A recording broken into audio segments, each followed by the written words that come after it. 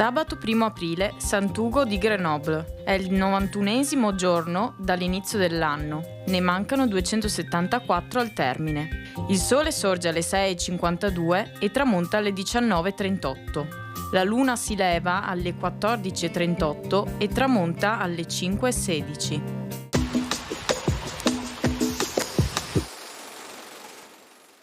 Viene posata la prima pietra della Basilica della Salute, dedicata alla Madonna perché protegga Venezia dalla peste. Il 13 giugno successivo viene scelto il progetto dell'architetto Baldassarre Longhena, preferendolo a quello di Francesco Smeraldi. Purtroppo, iniziata nell'estate dell'anno precedente, la pestilenza, una delle tante che affliggeranno Venezia, terminerà solo nel mese di novembre.